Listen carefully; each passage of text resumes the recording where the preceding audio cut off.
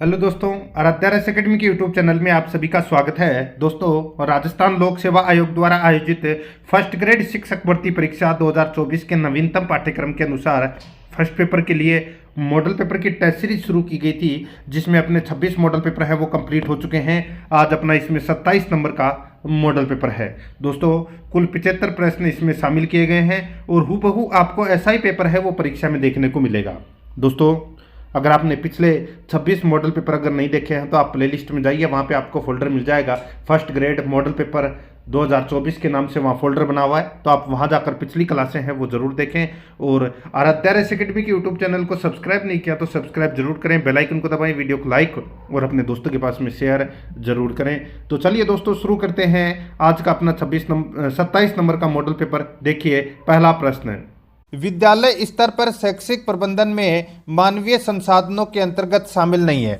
बताइए, विद्यालय स्तर पर शैक्षिक प्रबंधन में मानवीय संसाधनों के अंतर्गत शामिल नहीं है। तो दोस्तों, इसका राइट आंसर हो जाएगा, देखिए, बालक है, शिक्षक है, अभिभावक है, लेकिन शिक्षा मंत्री नहीं है।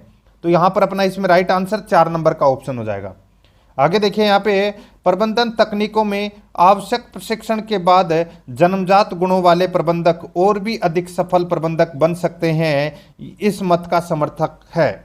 बताइए, प्रबंधन तकनीकों में आवश्यक प्रशिक्षण के बाद जन्मजात गुणों वाले प्रबंधक और भी अधिक सफल प्रबंधक बन सकते हैं, इस मत का समर्थक है। तो दोस्तों, कौन है? इसका राइट आंसर हो जाएगा, वो है दोस्तों RM स्टोकडेल और RB मायर्स। तो यहां पर इसका राइट आंसर हो जाएगा 1 और 2 दोनों सही है। 3 नंबर का प्रश्न है, इसमें देखिए, शैक्षिक प्रबंधन के कार्य को पोस्ट कोर्ब सूत्र में किसने पिरोया है? दोस्तों, ये पोस्ट कोर्ब में से एक प्रश्न है, वो आपको अवश्य परीक्षा में पूछा जाएगा। दोस्तों, इसका राइट आंसर हो जाएगा, ये सूत्र दिया था किसने? तो लूथर गुलिक ने। तो यहां पर अपना 3 नंबर का ऑप्शन राइट आंसर हो जाएगा। P का मतलब होता है प्लानिंग, O का मतलब होता है ऑर्गेनाइजेशन, S का मतलब होता है स्टाफिंग, D का मतलब होता है डायरेक्टिंग, और दोस्तों C का मतलब होता है कोऑर्डिनेशन, और O का मतलब होता है ऑर्डर, R का मतलब होता है रिपोर्टिंग, और B का मतलब होता है दोस्तों इसमें बजट। ठीक है, आगे देखिए दोस्तों, 4 नंबर का प्रश्न है, राज्य स्तरीय विज्ञान प्रतिभा खोज परीक्षा का आयोजन किस संस्था द्वारा कराया जाता है? राज्य स्तरीय विज्ञान प्रतिभा खोज परीक्षा का आयोजन किस संस्था द्वारा कराया जाता है? तो यहाँ पर अपना इसमें राइट आंसर हो जाएगा, वो है माध्यमिक शिक्षा बोर्ड राजस्थान द्वारा कराया जाता है। ये 1 नंबर का जो ऑप्शन है वो इसका बिल्कुल सही उत्तर इसमें हो जाएगा। 5 नंबर का प्रश्न इसमें देखिए, राजस्थान राज्य पाठ्य पुस्तक मंडल विधिवत रूप से अस्तित्व में कब आया? राजस्थान राज्य पाठ्य पुस्तक मंडल विधिवत रूप से अस्तित्व में कब आया?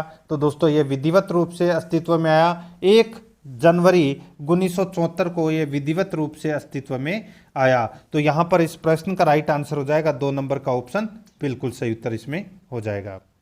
आगे देखिए, यहाँ पर 6 नंबर का प्रश्न है, समग्र गुणवत्ता प्रबंधन की अवधारणा प्रस्तुत की गई है। समग्र गुणवत्ता प्रबंधन की अवधारणा प्रस्तुत की गई है। दोस्तों, ये अवधारणा है, ये प्रस्तुत की गई है 1950 में एडवर्ड डेमिंग्स एवं JM मुरान द्वारा। ये समग्र गुणवत्ता प्रबंधन की अवधारणा प्रस्तुत की गई है। ठीक है, राइट आंसर इसमें 1 नंबर का ऑप्शन बिल्कुल सही। देखिए, टेस्ट आपको पूरा देना है, तभी आपको स्कोर है वो अपना पता लगेगा कि क्या स्कोर रहने वाला है, आपका तैयारी भी कितनी है। 7 नंबर का प्रश्न इसमें देखिए, संस्थागत नियोजन के शैक्षिक क्षेत्र में शामिल विषय नहीं है।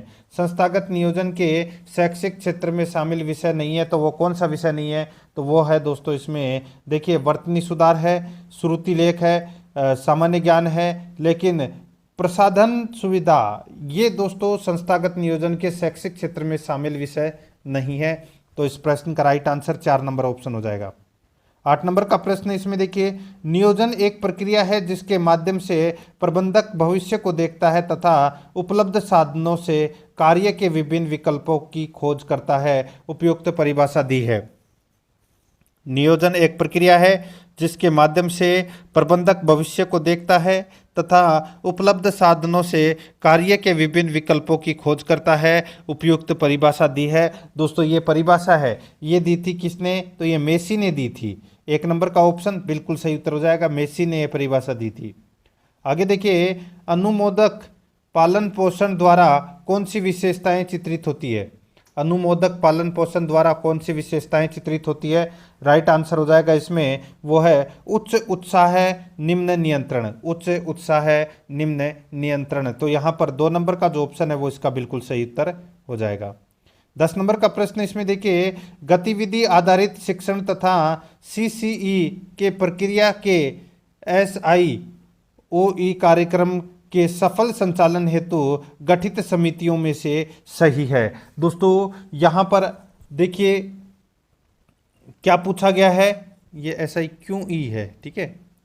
गतिविधि आधारित शिक्षण तथा CCE के प्रक्रिया के SIQE कार्यक्रम के सफल संचालन हेतु गठित समितियों में से सही है। तो यहाँ पर दोस्तों देखिए इसमें कौन सा इसमें सही है वो अपने को यहाँ पर बताना है। देखिए परियोजना परिचालन समिति, सर्वोच्च नीति निर्धारण समिति बिल्कुल सही है। आगे देखिए इसमें राज्य कार्यकारी समूह है, दिन प्रतिदिन की गतिविधियों का प्रबंधन, ये भी बिल्कुल सही है। राज्य शैक्षिक समूह है, शैक्षिक एवं तकनीकी मुद्दों के लिए सर्वोच्च निकाय, ये भी बिल्कुल सही है। तो यहाँ पर 4 नंबर का ऑप्शन राइट आंसर हो जाएगा। उपरोक्त सभी सही है इसमें, ठीक है। 4 नंबर ऑप्शन बिल्कुल सही। 11 नंबर का प्रश्न इसमें देखिए, शिक्षावाणी कार्यक्रम प्रारंभ किया गया।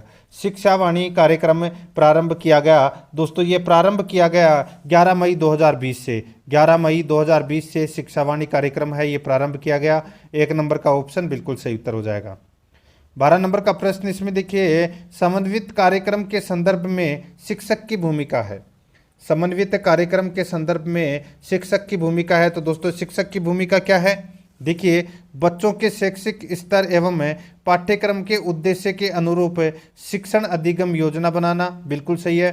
बच्चों के सीखने की प्रगति देखना, ये भी बिल्कुल सही है। बच्चों की सतत उपलब्धि देखना, ये भी बिल्कुल सही है। ये सभी हैं, ये समन्वित कार्यक्रम के संदर्भ में शिक्षक की भूमिकाओं से संबंधित है। तो यहाँ पर इस प्रश्न का राइट आंसर हो जाएगा उपरोक्त सभी। 13 नंबर का प्रश्न इसमें देखिए, निम्नांकित में से कौन सा कथन शिक्षा का अधिकार कानून 2009 के संबंध में सही नहीं है? निम्नांकित में से कौन सा कथन शिक्षा का अधिकार कानून 2009 के संबंध में सही नहीं है? वो अपने को यहाँ पर क्या करना है, बताना है। दोस्तों देखिए इसमें अच्छा प्रश्न है ये भी। देखिए इसका खंड 26 विद्यालयों में, इसका खंड 26 विद्यालयों में शिक्षकों की रिक्तियों को भरने से संबंध है, बिल्कुल सही है दोस्तों ये।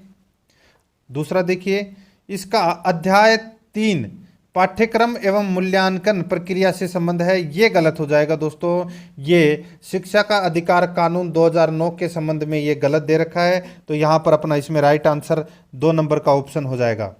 आगे देखिए यहाँ पर 14 नंबर का प्रश्न है, राजस्थान निःशुल्क एवं अनिवार्य बाल शिक्षा नियम 2011 के अनुसार प्रारंभिक शिक्षा परिषद के प्रमुख होंगे। प्रारंभिक शिक्षा परिषद के प्रमुख कौन होंगे? दोस्तों इसका राइट आंसर हो जाएगा वो है अपना इसमें सर्व शिक्षा अभियान के निर्देशक या कमिश्नर। तो यहाँ पर 2 नंबर का ऑप्शन बिल्कुल सही उत्तर हो जाएगा। 15 नंबर का प्रश्न है, शिक्षा अधिकार कानून 2009 के अनुसार प्राथमिक पाठशालाओं में विद्यार्थियों की संख्या 200 से ज़्यादा होने पर प्रधानाध्यापक को छोड़कर अध्यापक और विद्यार्थियों का अनुपात इनसे न बढ़ना चाहिए। शिक्षा का अधिकार कानून 2009 के अनुसार प्राथमिक पाठशालाओं में विद्यार्थियों की संख्या 200 से ज़्यादा होने पर प्रधानाध्यापक को छोड़कर अध्यापक और विद्यार्थियों का अनुपात इनसे न बढ़ना चाहिए। तो यहाँ पर इस प्रश्न का राइट आंसर हो जाएगा वो है दोस्तों 1:40 से आगे नहीं बढ़ना चाहिए। तो यहाँ पर 4 नंबर का ऑप्शन बिल्कुल सही उत्तर हो जाएगा। 16 नंबर का प्रश्न है, अब देखिए 5 प्रश्न है वो राजस्थान ज्योग्राफी से राजस्थान भूगोल से संबंधित पूछे जाएंगे, ठीक है। देखिए विंध्यन कगार हिस्सा है दोस्तों, विंध्यन कगार हिस्सा है तो ये किसका हिस्सा है? तो ये हाड़ौती का हिस्सा है। ये किसका हिस्सा है? हाड़ौती का ये हिस्सा है, ठीक है, जो बड़े बड़े बालूका पत्थरों से निर्मित है ये। तो यहाँ पर अपना इसमें राइट आंसर हो जाएगा 4 नंबर का ऑप्शन बिल्कुल सही। आगे देखिए, किस खनिज से सीमेंट चादरें, ठीक है, किस खनिज से सीमेंट चादरें, टाइलें, फिल्टर्स, बॉयलर्स तथा अन्य ताप निरोधक वस्तुओं का निर्माण किया जाता है? तो यहाँ पर इस प्रश्न का राइट आंसर हो जाएगा वो है एस्बेस्टोस।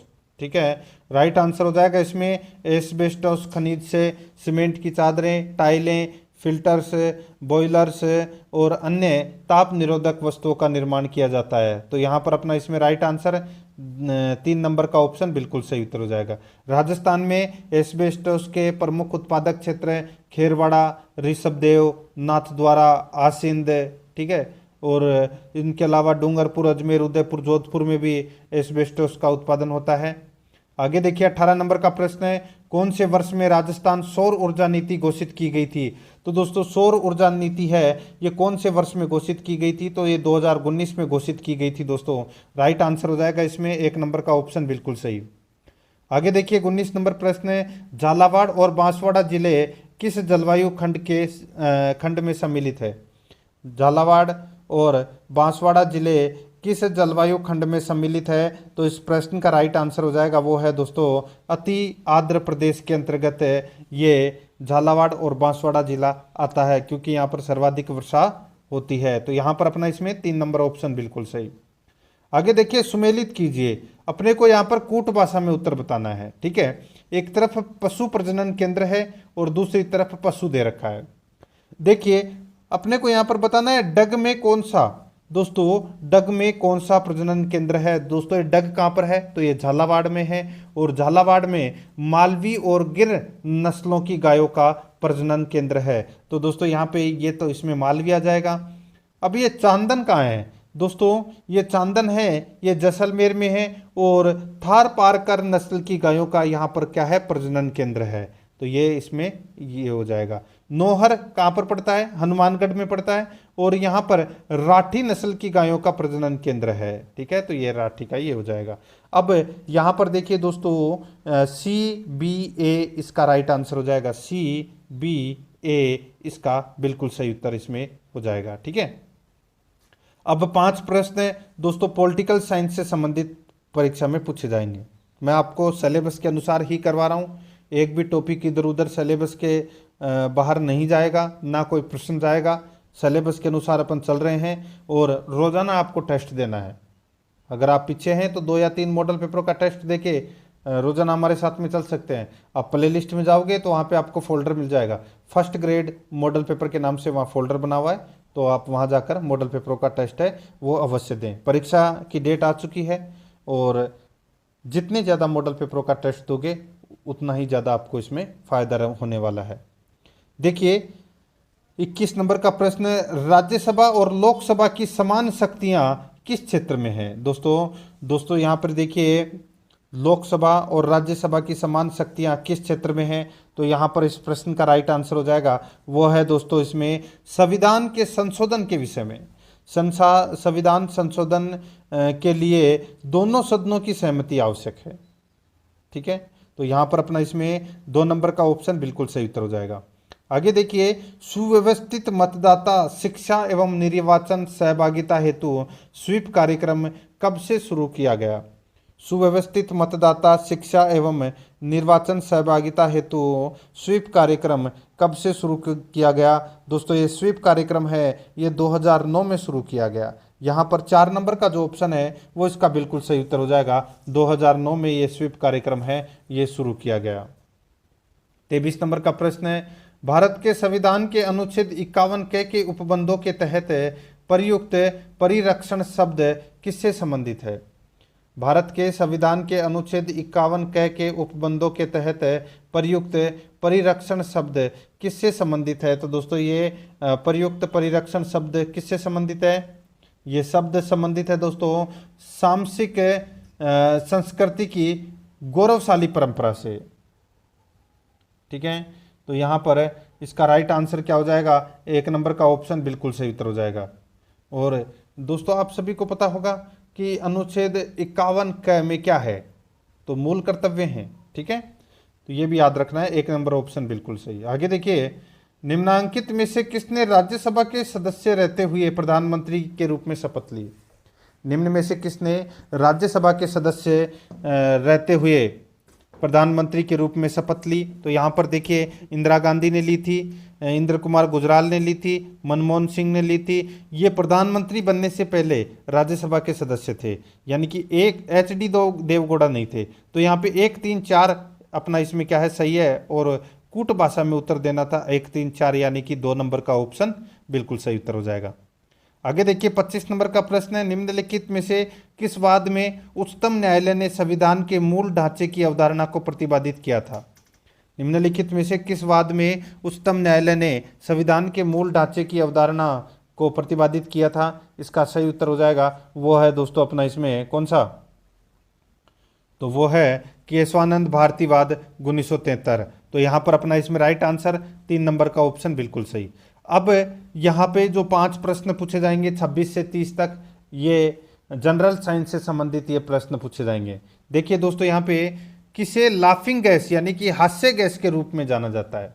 दोस्तों यहाँ पर मैं आपको बता रहा हूँ, देखिए N2O, ठीक है, N2O, इसको दोस्तों नाइट्रस ऑक्साइड कहते हैं, जिसे प्राय अपन हास्य गैस यानी कि लाफिंग गैस कहते हैं। तो यहाँ पर अपना इसमें राइट आंसर क्या हो जाएगा, N2O। तो यहाँ पर 4 नंबर का ऑप्शन है वो अपना इसमें राइट आंसर हो जाएगा N2O।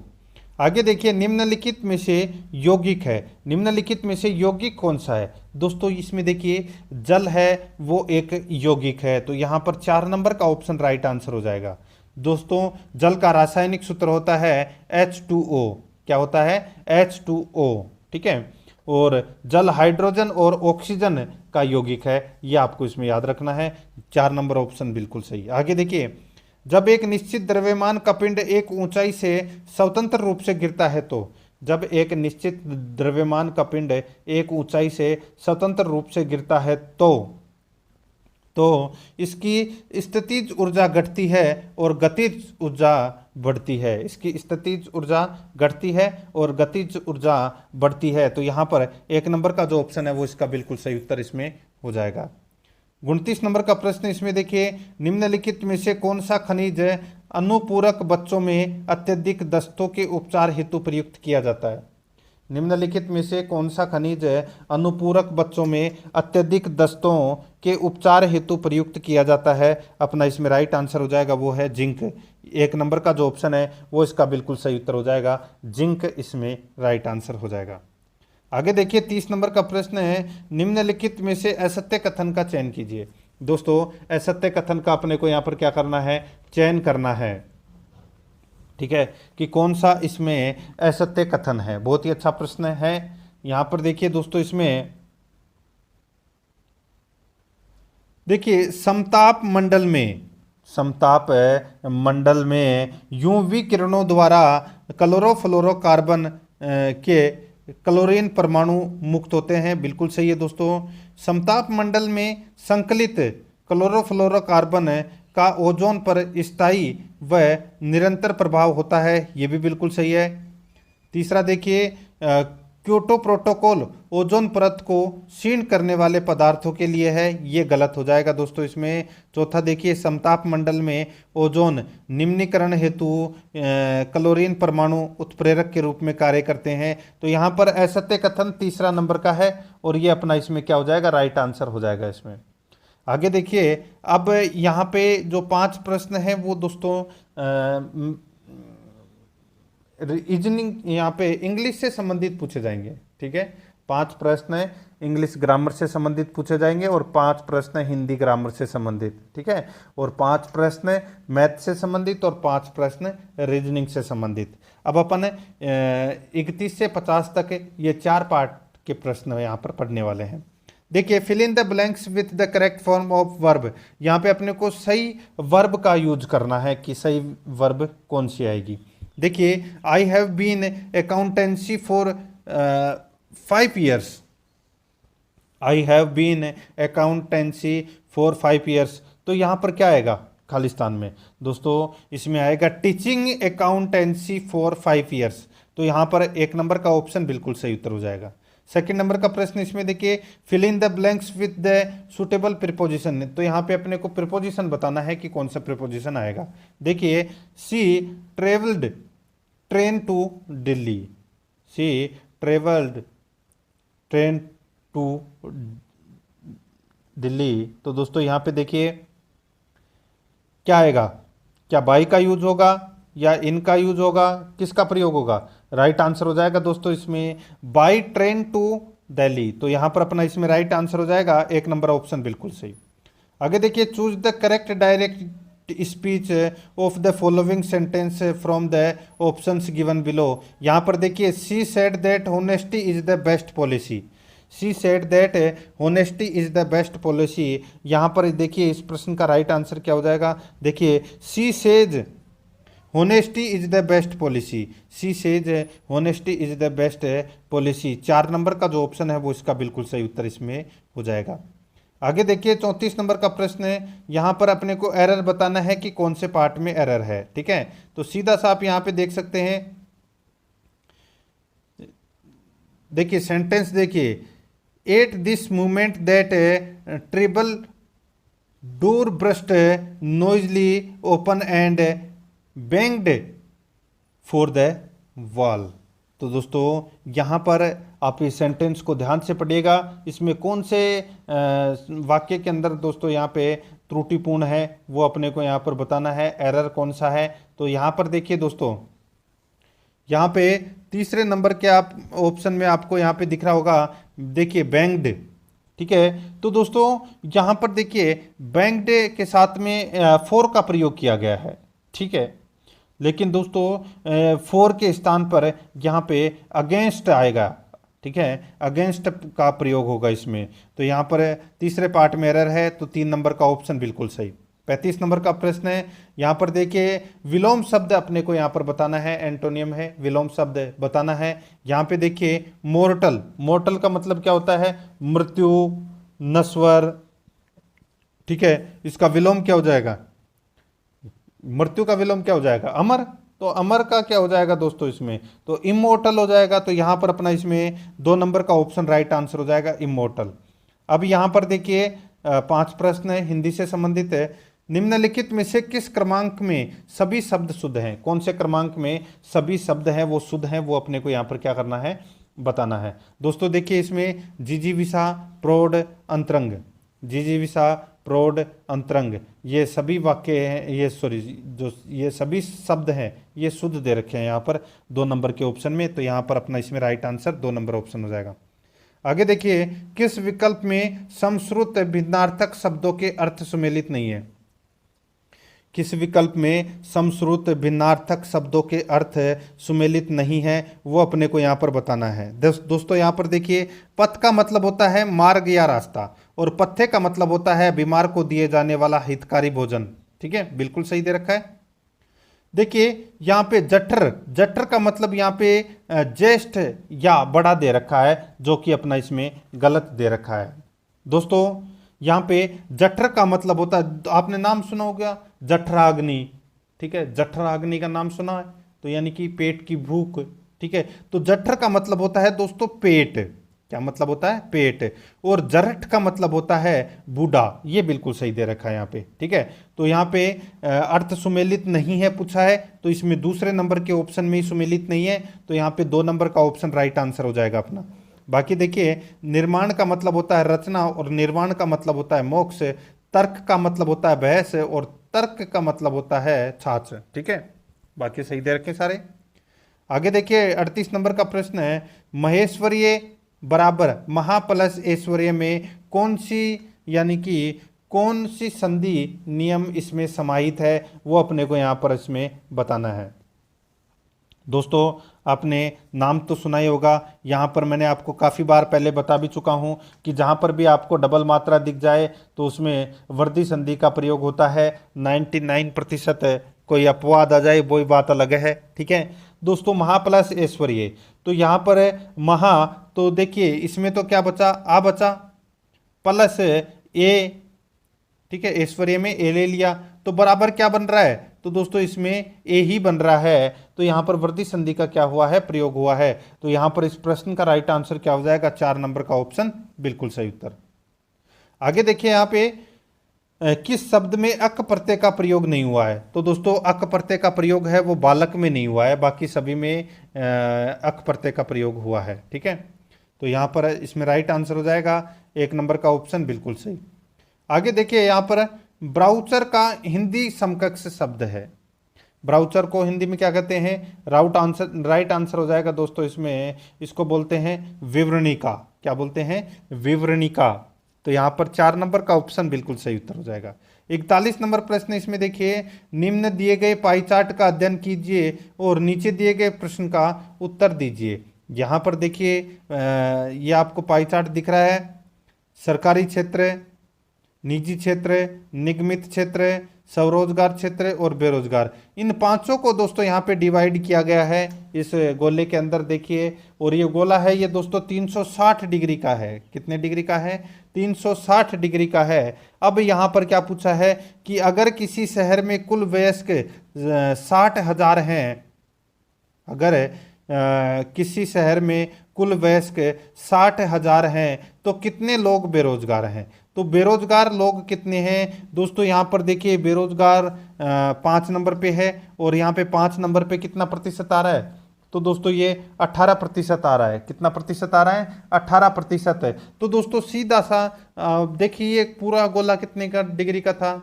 तो मैंने बताया था 360 डिग्री का। तो यहाँ पर 18/360 इंटू यहाँ पर 60,000 करना है आपको। तो दोस्तों आपका सीधा सा राइट आंसर निकल कर आ जाएगा। यहाँ पर कितना? 3,000 निकल कर आएगा दोस्तों। और यहाँ पर बेरोजगारों की संख्या कितनी है? 3,000। 2 नंबर ऑप्शन बिल्कुल सही। 42 नंबर प्रश्न इसमें देखिए, के का वह मान जिसके लिए समीकरण निकाय 3x माइनस के वाई माइनस 20 बराबर 0 और 6x माइनस 10y प्लस 40 बराबर 0 का कोई हल नहीं है, क्या है? तो दोस्तों यहाँ पर अपना इसमें राइट आंसर हो जाएगा वो है के बराबर इसमें दोस्तों 5 आएगा। के बराबर क्या आएगा? 5 आएगा। तो यहाँ पर अपना इसमें राइट आंसर क्या हो जाएगा? वो है दोस्तों इसमें 3 नंबर का जो ऑप्शन है वो इसका बिल्कुल सही उत्तर इसमें हो जाएगा। 43 नंबर का प्रश्न देखिए, बहुपद Pm बराबर 5m² plus 13m plus c का एक शून्यक दूसरे का व्युत्क्रम है, तब c का मान है वो अपने को यहाँ पर ज्ञात करना है। दोस्तों c का मान भी है वो आप यहाँ पे ज्ञात कर सकते हैं। देखिए माना कि Pm के शून्यक होते हैं, यहाँ पर देखिए a/1/a। तो दोस्तों यहाँ पे सीधा सा राइट आंसर बता देता हूँ, ये चैप्टर मैं आपको अलग से करवा दूंगा, ठीक है। 5 इसका राइट आंसर हो जाएगा, 3 नंबर ऑप्शन। आगे देखिए यहाँ पे 44 नंबर का प्रश्न है, इसको भी आप आसानी से कर सकते हैं। निम्नलिखित में से कौन सी परिमेय संख्या √5 और √7 के बीच में है? तो दोस्तों यहाँ पर जो संख्या है वो है 2 सही 2/5। तो यहाँ पर अपना इसमें राइट आंसर 1 नंबर का जो ऑप्शन है वो इसका बिल्कुल सही उत्तर इसमें हो जाएगा। आगे देखिए 45 नंबर प्रश्न है, इसमें देखिए यहाँ पर एक लंबवर्तीय शंकु के आधार का क्षेत्रफल 154 वर्ग सेमी है तथा इसकी ऊंचाई 14 सेमी है, तो इसके वक्र पृष्ठ का क्षेत्रफल कितना होगा वो अपने को यहाँ पर बताना है। यहाँ पे πr² बराबर दे रखा है 154, ठीक है। तो दोस्तों यहाँ पर अपने को r निकालना है। सबसे पहले तो r निकालेंगे तो दोस्तों r² बराबर दोस्तों यहाँ पर है 22/7, ठीक है। पाई का मान कितना होता है? तो 22/7 इंटू 154 सॉरी, इसमें देखिए πr² बराबर 154 दे रखा है। तो दोस्तों यहाँ पे कैसे लिखेंगे? 22/7 इंटू r² बराबर 154। तो दोस्तों यहाँ पर क्या हो जाएगा? r² बराबर दोस्तों 154/22 इंटू 7। तो दोस्तों ये कितनी बार गया? 7 से 7 बार कट गया, तो 7 इंटू 7 कितना आ जाएगा? 49 r² बराबर 49। तो दोस्तों r बराबर कितना आ जाएगा? तो दोस्तों 7 आ जाएगा, यानी कि त्रिज्या इसमें आई गई। अब इसकी तिर्यक ऊंचाई का सूत्र लगाना है और उसके बाद में वक्र पृष्ठ के क्षेत्रफल का। वक्र पृष्ठ के क्षेत्रफल का तो आप सभी को पता है πrl होता है, तो आप सीधा सा राइट आंसर इसमें निकाल सकते हैं, ठीक है। एल आपको और निकालना पड़ेगा इसमें, तो सीधा सा राइट आंसर हो जाएगा 154√5 सेंटीमीटर²। तो यहाँ पर 2 नंबर का ऑप्शन बिल्कुल सही उत्तर हो जाएगा। आगे देखिए 46 नंबर प्रश्न है, डेविड अनिल का पोता है। डेविड है ये, अनिल का क्या है? पोता है, ठीक है। रॉय अर्बन का भाई है, रॉय है ये दोस्तों अर्बन का क्या है, भाई है, ठीक है। रितेश डेविड के पिता हैं, रितेश हैं वो डेविड के क्या हैं, तो दोस्तों ये पिता हैं रितेश, ठीक है। अब देखिए दोस्तों यहां पे अनिल का रितेश से क्या संबंध है, अनिल का रितेश से क्या संबंध है, तो दोस्तों ये अनिल है, ये रितेश का क्या लगा, तो दोस्तों इसके पिता लगे। तो यहां पर अपना इसमें 1 नंबर ऑप्शन बिल्कुल सही उत्तर हो जाएगा। आगे देखिए यहाँ पर अंग्रेजी वर्णमाला श्रेणी में बाएं छोर से 5वें अक्षर के दाईं ओर का 10वां अक्षर कौन सा होगा, तो दोस्तों 10वां अक्षर कौन सा होगा, तो यहाँ पर देखिए अंग्रेजी वर्णमाला श्रेणी में बाएं छोर से 5वें अक्षर के दाईं ओर का 10वां अक्षर, 5 + 10 कर लीजिए कितना हो जाएगा 15, तो 15वां अक्षर कौन सा होगा, ओ होगा। तो यहाँ पर 4 नंबर का ऑप्शन बिल्कुल सही उत्तर हो जाएगा इसमें। आगे देखिए एक निश्चित कूट भाषा में क्लास को DMBTT लिखा जाता है, उसी कूट भाषा में ब्लू को किस प्रकार लिखा जाएगा, तो दोस्तों ब्लू को किस प्रकार लिखा जाएगा, देखिए यहाँ पे क्लास जो दे रखा है CLASS, इसमें सभी अक्षरों के अंदर एक एक जोड़ दिया गया है, ठीक है। उसी प्रकार ब्लू के अंदर भी अपन क्या करेंगे, एक एक जोड़ देंगे, B में एक जोड़ा, L में एक जोड़ा, M, U में एक जोड़ा, V और E में एक जोड़ा, F। तो यहाँ पर दोस्तों CMVF 2 नंबर का जो ऑप्शन है वो इसका बिल्कुल सही उत्तर हो जाएगा। आगे देखिए 49 नंबर प्रश्न है, एक ही पासे की 4 अलग अलग स्थितियां दिखाई गई है, उस अक्षर का चयन करें जो 0 वाली सतह के विपरीत सतह पर होगा, सॉरी 0 नहीं, O वाली सतह के विपरीत सतह पर क्या होगा, दोस्तों आप यहाँ पे देख सकते हैं O के विपरीत में C और M तो होने से रहा, क्योंकि ये दोनों तो इसके टच में ही दे रखे हैं, तो दोस्तों सीधा सा है यहाँ पे C और M तो काट दीजिए। अब अपने पास में बचा दोस्तों D और E, ठीक है, D और E बचा अपने पास में। तो दोस्तों यहाँ पे देखिए M के विपरीत इसमें क्या हो जाएगा, N हो जाएगा, ठीक है। M के विपरीत क्या हो जाएगा, यहाँ पे N हो जाएगा। तो O के विपरीत क्या होगा दोस्तों, O के विपरीत इसमें D हो जाएगा, ठीक है। सॉरी देखिए इसमें C के विपरीत तो क्या होगा, D होगा। ये देखिए C के विपरीत ये यहाँ पर D हो गया, ठीक है। M के विपरीत N आ जाएगा। O के विपरीत देखिए दोस्तों यहाँ पे E, O के विपरीत क्या हो रहा है, E। तो यहाँ पर 2 नंबर का ऑप्शन राइट आंसर हो जाएगा। 50 नंबर प्रश्न है, यहाँ पर देखिए यदि प्लस का अर्थ भाग, माइनस का अर्थ गुणा, इंटू का अर्थ घटाना और भाग का अर्थ जोड़ हो तो निम्नलिखित व्यंजक का मान क्या होगा। यहाँ पर देखिए 60 भाग 8, तो भाग का अर्थ क्या है दोस्तों, भाग का अर्थ देखिए इसमें भाग का अर्थ जोड़ है, तो यहाँ पे 60 है प्लस 8 है, माइनस का अर्थ क्या है, माइनस का अर्थ गुणा, तो गुणा 4, प्लस का अर्थ क्या है, प्लस का अर्थ भाग 2, इंटू का अर्थ क्या है दोस्तों, इंटू का अर्थ घटाना है, तो यहाँ पे ये 4। दोस्तों अब सबसे पहले अपन क्या करेंगे, भाग देंगे, 4 में 2 का भाग दिया तो कितना बचा 2, अब उसके बाद में गुणा करेंगे तो 8 दूनी 16, ठीक है। तो 60 प्लस 16 माइनस 4 ये होगा, ठीक है। तो दोस्तों यहाँ पर अब सबसे पहले अपन इसमें क्या करेंगे, तो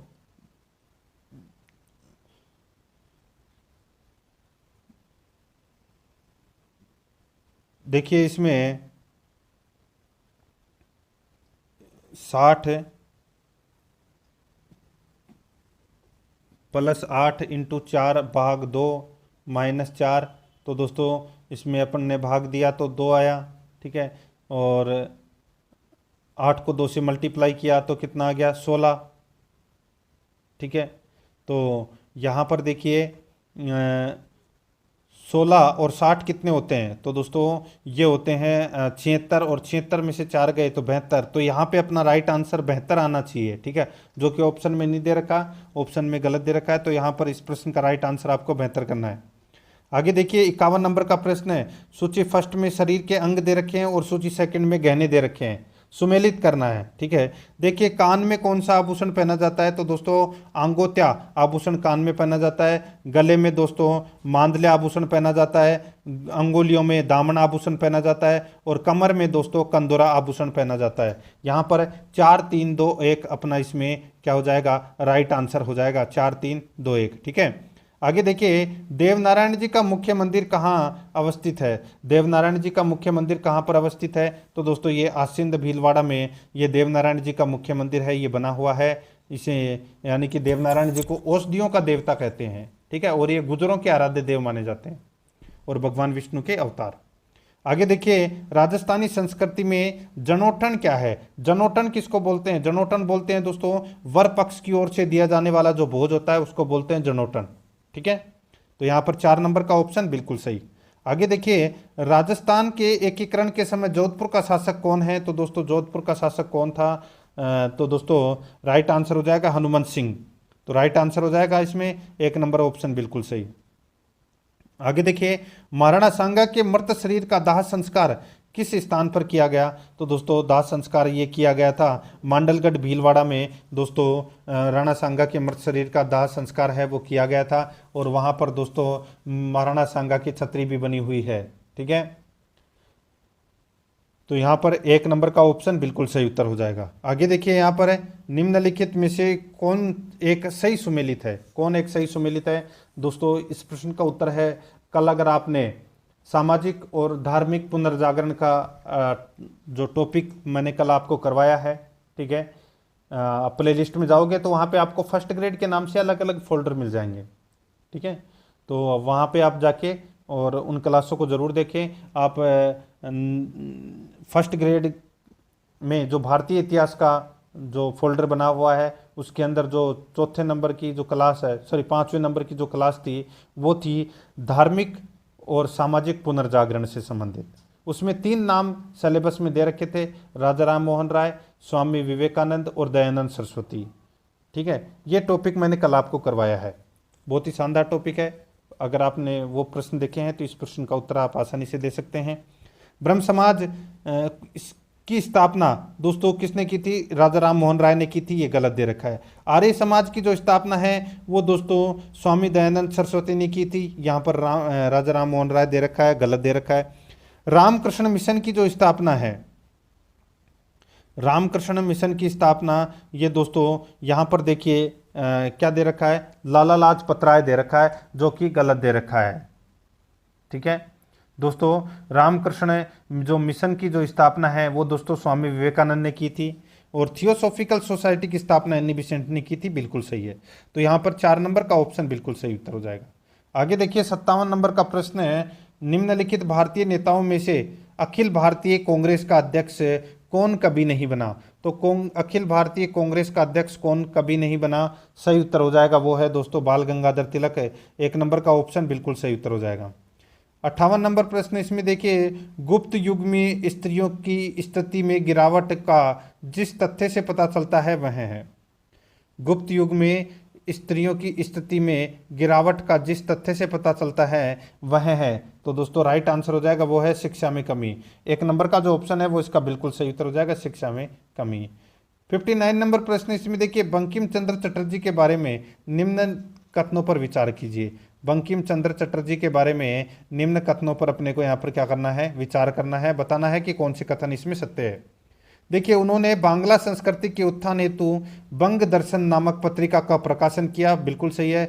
आनंद मठ के अतिरिक्त उन्होंने दुर्गेश नंदिनी और कपाल कुंडला उपन्यास भी लिखे, ये भी बिल्कुल सही है। तो यहाँ पर इस प्रश्न का राइट आंसर क्या हो जाएगा, वो है दोस्तों ये दोनों ही कथन हैं वो इसमें क्या है, बिल्कुल सत्य है। ठीक है, ये आपको इसमें याद रखना है।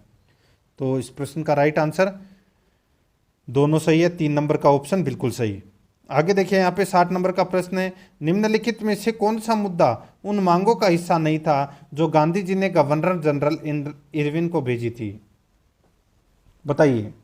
दोस्तों यहाँ पर अपने को बताना है कि निम्नलिखित में से कौन सा मुद्दा उन मांगों का हिस्सा नहीं था जो गांधी जी ने गवर्नर जनरल इरविन को भेजी थी। दोस्तों इसमें देखिए बहुत ही अच्छा प्रश्न है। देखिए सत्याग्रहियों कि जब्त की गई संपत्तियों को वापस करना, कांग्रेस पर लगाए गए प्रतिबंधों को हटाना, नमक कर का उन्मूलन, ये तीनों मांगों का मुद्दा है वो दोस्तों भेजा था। लेकिन यहाँ पर चौथा नंबर का भारत को पूर्ण आंतरिक स्वायत्तता का मुद्दा है वो इसमें नहीं था। तो यहाँ पर अपना इसमें राइट आंसर 4 नंबर ऑप्शन हो जाएगा। 61 नंबर प्रश्न है, निम्न चित्रकारों में से किसे सीरी कलम की उपाधि अकबर द्वारा दी गई थी? निम्न चित्रकारों में से किसे सीरी कलम की उपाधि अकबर द्वारा दी गई थी? तो यहाँ पर अपना इसमें राइट आंसर हो जाएगा अब्दुस समद। तो यहाँ पर 2 नंबर का ऑप्शन बिल्कुल सही उत्तर हो जाएगा अब्दुस समद। 62 नंबर का प्रश्न है, भारतीय कांग्रेस के 55वें रामगढ़ अधिवेशन की अध्यक्षता किसने की? भारतीय कांग्रेस के 55वें रामगढ़ अधिवेशन की अध्यक्षता किसने की? इसका राइट आंसर हो जाएगा मौलाना अब्दुल कलाम आज़ाद द्वारा। 3 नंबर का जो ऑप्शन है वो इसका बिल्कुल सही उत्तर हो जाएगा। 63 नंबर प्रश्न है, जवाहरलाल नेहरू ने सन 1927 में किस देश में साम्राज्यवाद विरोधी अंतर्राष्ट्रीय सम्मेलन में भाग लिया? जवाहरलाल नेहरू ने सन 1927 में किस देश में साम्राज्यवाद विरोधी अंतर्राष्ट्रीय सम्मेलन में भाग लिया? अपना इसमें राइट आंसर हो जाएगा वो है बेल्जियम। यहाँ पर 1 नंबर का जो ऑप्शन है वो इसका बिल्कुल सही उत्तर हो जाएगा बेल्जियम। 64 नंबर का प्रश्न है, डॉक्टर भीमराव अंबेडकर के संबंध में कौन सा कथन सत्य है? डॉक्टर भीमराव अंबेडकर के संबंध में कौन सा कथन इसमें सत्य है वो अपने को यहाँ पर बताना है। दोस्तों देखिए, वे 1930 में अखिल भारतीय दलित वर्ग संघ के अध्यक्ष बने, बिल्कुल सही है। दलितों के प्रतिनिधि के रूप में 1930 से 1931 में अंबेडकर ने लंदन में आयोजित प्रथम एवं द्वितीय गोलमेज सम्मेलन में भाग लिया, बिल्कुल सही है। तीसरा 1949 में अंबेडकर को भारत का विधि मंत्री बनाया गया, बिल्कुल सही है। तो यहाँ पर अपना इसमें राइट आंसर हो जाएगा उपरोक्त सभी। 65 नंबर प्रश्न है, अकबर द्वारा कौन सा भवन फतेहपुर सीकरी में निर्मित नहीं है? सही उत्तर हो जाएगा दोस्तों इसमें वो है, देखिए, दीवाने आम, पंचमहल और दीवाने खास, ये तीनों हैं, लेकिन शीश महल नहीं है। तो यहाँ पर अपना इसमें राइट आंसर क्या हो जाएगा वो है 4 नंबर का ऑप्शन बिल्कुल सही। देखिए दोस्तों, अब अपन यहाँ पे करंट अफेयर से संबंधित 10 प्रश्न हैं वो पढ़ेंगे। देखिए, 2024 से अंडर 19 पुरुष क्रिकेट विश्व कप का खिताब है वो किस देश ने जीता है? बताइए दोस्तों, 2024 में पुरुष क्रिकेट विश्व कप अंडर 19 का खिताब है वो कौन से देश ने जीता है? तो इसका राइट आंसर हो जाएगा ऑस्ट्रेलिया ने। तो यहाँ पर अपना इसमें बी नंबर का ऑप्शन सही उत्तर ऑस्ट्रेलिया। आगे देखिए, 11 फरवरी 2024 को आयोजित होने वाले tennis Chennai challenger ATP tournament में सिंगल्स के फाइनल में कौन विजयी हुआ है? बताइए, 11 फरवरी 2024 को आयोजित होने वाले tennis Chennai challenger ATP tournament में सिंगल्स के फाइनल में कौन विजय हुआ है? तो दोस्तों इसका राइट आंसर हो जाएगा वो है सुमित नांगल विजय हुआ है दोस्तों। राइट आंसर इसमें डी नंबर का ऑप्शन बिल्कुल सही। आगे देखिए दोस्तों, यहाँ पे EPFO का पूर्ण रूप क्या है? तो दोस्तों इसका पूर्ण रूप क्या हो जाएगा? ये हो जाएगा एम्प्लॉइज प्रोविडेंट फंड ऑर्गेनाइजेशन, जिसको अपन इफ को बोलते हैं। तो यहाँ पर अपना इसमें राइट आंसर हो जाएगा ए नंबर ऑप्शन बिल्कुल सही। आगे देखिए, 69 नंबर का प्रश्न है, नई दिल्ली विश्व पुस्तक मेला 2024 कहाँ आयोजित किया जा रहा है? नई दिल्ली विश्व पुस्तक मेला 2024 कहाँ आयोजित किया जा रहा है? तो दोस्तों ये आयोजित किया जा रहा है, बताइए कहाँ पर? तो दोस्तों ये प्रगति मैदान, नई दिल्ली प्रगति मैदान है, यानी कि प्रोसेस ग्राउंड नई दिल्ली में दोस्तों ये विश्व पुस्तक मेला आयोजित किया जाएगा, ठीक है। तो यहाँ पर अपना इसमें राइट आंसर 1 नंबर का ऑप्शन बिल्कुल सही उत्तर हो जाएगा। आगे देखिए, हाल ही में फरवरी 2024 में किस राज्य के मुख्यमंत्री ने मेटल्स की सहायता के लिए स्मार्ट कार्ड का अनावरण किया है? हाल ही में फरवरी 2024 में किस राज्य के मुख्यमंत्री ने मेटल्स की सहायता के लिए स्मार्ट कार्ड का अनावरण किया है? तो इसका राइट आंसर हो जाएगा वो है दोस्तों इसमें तमिलनाडु। तो यहाँ पर सी नंबर का ऑप्शन बिल्कुल सही उत्तर हो जाएगा तमिलनाडु। नेक्स्ट आगे देखिए, 71 नंबर का प्रश्न है, हाल ही में फरवरी 2024 में अपने चैटबॉट को जोड़ा बार्ड को जेमिनी के रूप में रिब्रांड किया गया है। तो दोस्तों किसने? तो दोस्तों इसका राइट आंसर हो जाएगा गूगल। तो यहाँ पर अपना इसमें राइट आंसर हो जाएगा गूगल ने। तो यहाँ पर बी नंबर ऑप्शन बिल्कुल सही। नेक्स्ट आगे देखिए, यहाँ पे हाल ही में फरवरी 2024 में ऐतिहासिक 30 लाख करोड़ की बाजार पूंजी बनाई गई है। बताइए, हाल ही में ऐतिहासिक 30 लाख करोड़ की बाजार पूंजी बनाई गई है। तो दोस्तों किसके द्वारा? तो ये टाटा ग्रुप के द्वारा बनाई गई है। तो यहाँ पर अपना सी नंबर का ऑप्शन बिल्कुल सही, टाटा ग्रुप है। आगे देखिए, हाल ही में फरवरी 2024 में वाइल्ड लाइफ प्लसस ऑफ द ईयर 2023 का पुरस्कार जीता है। हाल ही में फरवरी 2024 में वाइल्ड लाइफ प्लसस ऑफ द ईयर 2023 का पुरस्कार जीता है। तो दोस्तों ये किसने जीता है? तो ये दोस्तों ये जीता है नीमा शेरी खानी ने ये जीता है। तो यहाँ पर सी नंबर का ऑप्शन बिल्कुल सही उत्तर हो जाएगा। आगे देखिए दोस्तों, यहाँ पे हाल ही में राजस्थान उच्च न्यायालय के मुख्य न्यायाधीश कौन बने हैं? राजस्थान उच्च न्यायालय के मुख्य न्यायाधीश कौन बने हैं? तो दोस्तों इसका राइट आंसर हो जाएगा, वो है मनिंदर मोहन स्वामी बने हैं। कौन बने हैं? मनिंदर मोहन स्वामी। यहाँ पर ए नंबर का जो ऑप्शन है वो इसका बिल्कुल सही उत्तर हो जाएगा। आगे देखिए, राजस्थान के नए वकील जनरल के रूप में किसे नियुक्त किया गया है? राजस्थान के नए वकील जनरल के रूप में किसे नियुक्त किया गया है? तो दोस्तों ये नियुक्त किया गया है किसे? तो ये राजेंद्र प्रसाद को नियुक्त किया गया है। यहाँ पर ए नंबर का जो ऑप्शन है वो इसका बिल्कुल सही उत्तर इसमें हो जाएगा। तो दोस्तों इसी के साथ मैंने आपको ये 27 नंबर का 27 नंबर का जो मॉडल पेपर है वो कंप्लीट करवा दिया है। अगर आपने पिछले मॉडल पेपर अगर नहीं देखे हैं तो वो जरूर देखें और आराध्या रेस एकेडमी के यूट्यूब चैनल को सब्सक्राइब जरूर करें, बेल आइकन को दबाएं, वीडियो को लाइक और अपने दोस्तों के पास में शेयर जरूर करें। मिलते हैं दोस्तों नेक्स्ट वीडियो में। जय हिंद, जय भारत।